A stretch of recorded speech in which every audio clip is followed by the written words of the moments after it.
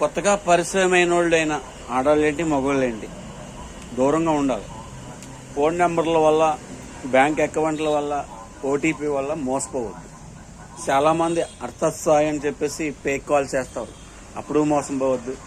మీ బ్యాంకుని సంబంధించింది, మీ ఓటీపీ వచ్చింది చెప్పండి అంటారు, దానికి కూడా మీరు సమాధానం చెప్పక్కర్లేదు.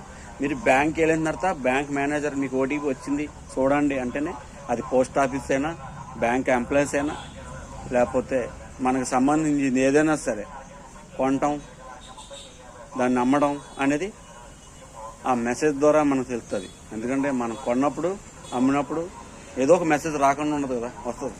మీరు సంతకాలు పెట్టి మోసపోవద్దు, డబ్బులు ఎవరికి అప్పవద్దు. 5,000 కానీ అంటే 10,000 కానీ, 100లోనూ 1000, ఒక 500 అంటే పర్లేదు. కానీ వస్తాయి అనుకుని వదిలేసుకుని కానీ వస్తాయి అనుకునే కంటే ఏదో హెల్ప్ చేసాం అంతే.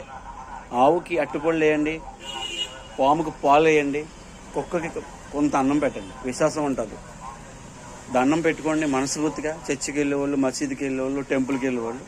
ప్రకృతి ధర్మం, పంచభూతాలు సచ్చిగా చెప్తున్నాను. వాసు వనడా వారు వన్ సైడే అంటే రాసి పెట్టుకోండి, గుర్తు పెట్టుకోండి. తప్పుడు పనులు చేయొద్దు, సైజ్ జాడింపులు, బోకర్ పనులు అస్సలు చేయొద్దు. ఓకేనా? సెటిల్మెంట్లు చేసి 2 పక్కల డబ్బులు తీసుకోవద్దు. రౌడీ పవన్ కళ్యాణ్ గారి సినిమా ఆహారం వీర మహిళలు, అది పవన్ కళ్యాణ్ గారి సినిమా గ్రాఫిక్స్ విషయంలో కొంచెం పొరపాటు పడ్డారు. డైరెక్టరు, దర్శకుడు, నిర్మాత